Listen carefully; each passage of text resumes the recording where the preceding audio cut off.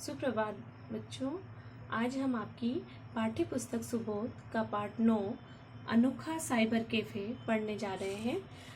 पढ़ने से पहले मैं आपको बताना चाहती हूँ कि साइबर कैफे क्या होता है। साइबर कैफे एक ऐसी जगह होती है जहाँ पर आप कुछ शुल्क देकर उसकी जो व्यवस्था होती है, यानी कि जहाँ वहाँ हम जो कुछ काम करते हैं इंटरनेट पर, उसके बदले में हमें कुछ शुल्क देना पड़ता है।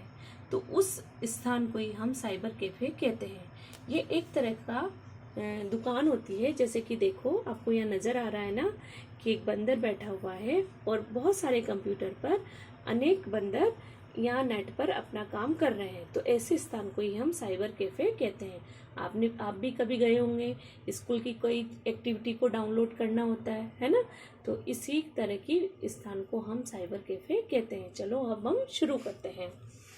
चीकू सियार नंदन वन में सबसे धनी सियार माना जाता था। वह बहुत बड़ा व्यवसायी था।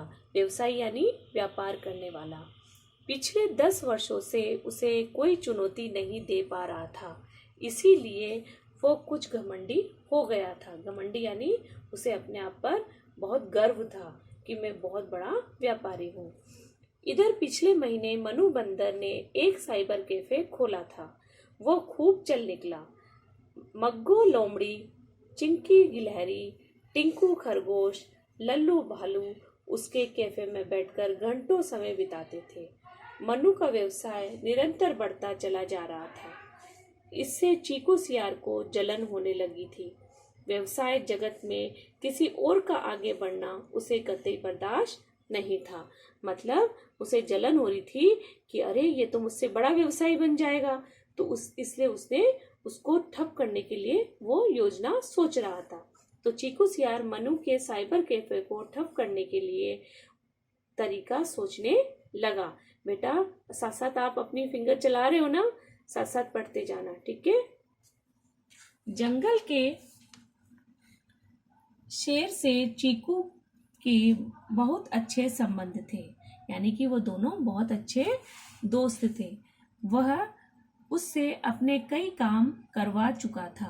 वो एक दिन शेर की गुफा में जा पहुंचा। शेर कहाँ रहता है? गुफा में।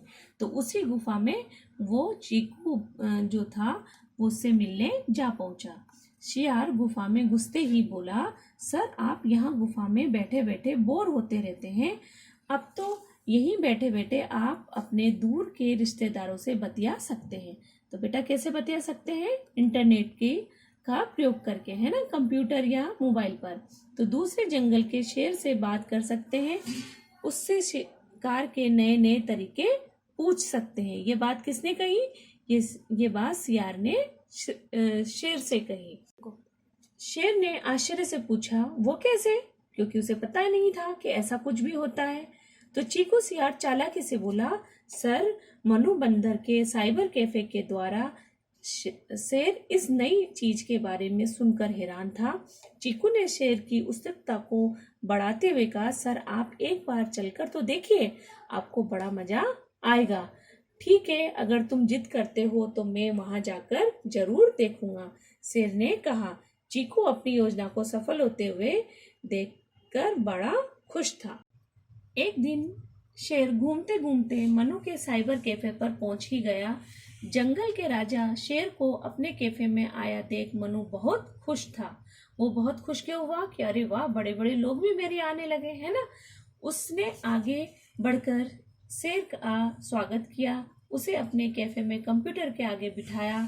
उससे शेर को कंप्यूटर चलाना सिखाया। इससे शेर बहुत खुश हुआ और उसने न केवल नंदनवन के शेर से चैटिंग की, बल्कि देश विदेश में अपने कई मित्र बना लिए।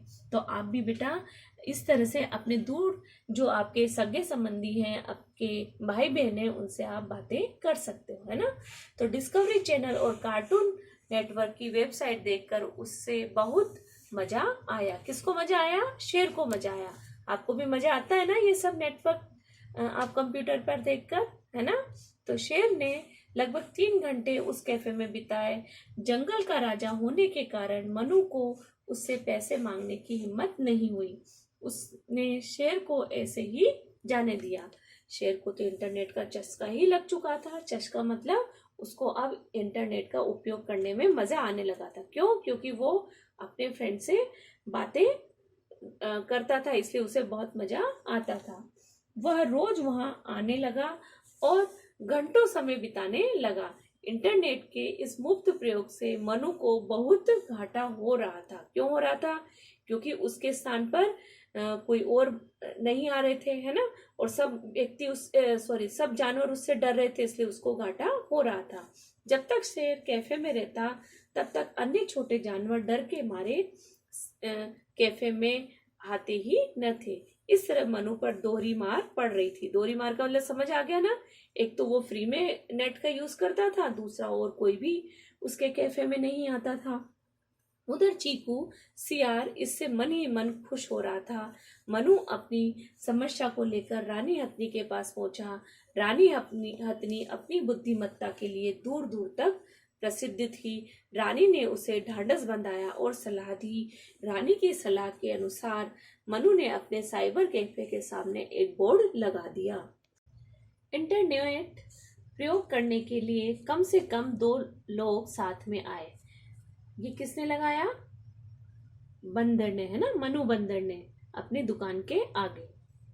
रोज की तरह शेर साइबर कैफे में आया। वो नए नियम को पढ़कर सोच में पड़ गया। वो तो अकेला था, अभी तक तो उसकी शादी भी नहीं हुई थी। वो ये सोचकर परेशान था कि अब वह अपने मित्रों के साथ चैटिंग कैसे करेगा।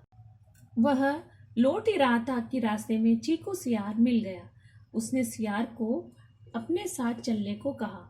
चीकू शेर को मना न कर सका क्योंकि दोनों आपस में दोस्त थे ना। दोनों साइबर कैफे जा पहुंचे। शेर तो चैटिंग में खो गया, पर सियार बैठा बैठा बोर हो रहा था। उसे अपने कारोबार की चिंता खाए जा रही थी। उस दिन हिम्मत करके मनु ने पैसे भी मांग लिए। पैसे चीकू सियार को ही देने पड़े। अब तो यह रोज का सिलसिला बन गया था। क्या होता था? डेली वो आता था और उसका पैसा किसको चुकाना पड़ता था? चीकू सियार को, है ना। तो इसकी और उसका उधर उसकी दुकान भी खराब हो रही थी। तो इस तरह से चीकू क्या हो रहा था? परेशान हो रहा था, है ना बेटा। तो यानी कि उसने बुरा सोचा तो उसको भी बुरा फल मिल रहा था। तो सियार को शेर के साथ आना पड़ा और वहीं बैठना पड़ता। इससे चीकू सियार का व्यवसाय चौपट होता जा रहा था। चौपट मतलब खराब होता जा रहा था। वो बुरी तरह फंस चुका था। वो शेर से दुश्मनी भी मोल नहीं ले सकता था। इधर मनु का साइबर कैफे खूब लाभ कमा रहा था। उसने रानी हथनी को धन्यवाद दिया। चीकू को अपनी करने का फल भुगतना पड़ रहा था। तो बेटा ध्यान रखना, जो व्यक्ति दूसरों के लिए बुरा करता है उसके लिए उसका फल भी उसको बुरा ही भुगतना पड़ता है। इसलिए हमें अच्छा करना चाहिए, दूसरों के लिए बुरा नहीं सोचना चाहिए। अगर दूसरा आगे कामयाब हो तो उसकी कामयाबी में हमें खुश होना चाहिए, न कि उसके लिए कुछ और गलत काम करना चाहिए। अच्छा, मैं आपको एक बात और पूछना यहाँ चाह रही हूँ कि बताइए हमारे संचार के कौन कौन से आधुनिक साधन है? संचार के साधन यानी कि हम अपनी बात को दूसरों तक पहुंचा सकते हैं, वो कौन कौन से तरीके हैं? सबसे अच्छा तरीका तो आपका मोबाइल है ना, जो आप घर बैठे अपने दूर दराज के मित्रों से और अपने सगे संबंधियों से बात कर सकते हो। तो ऐसे और कौन कौन से हैं? आपके पत्र पत्रिकाएं हैं बेटा, आपका न्यूज़ चैनल है, आप दूरदर्शन जो देखते हो, टीवी वगैरह, ये सभी आपके दूर संचार साधनों का ही एक भाग है। तो अब आपने ये पाठ पढ़ा, चलो अब हम शब्दार्थ पढ़ते हैं।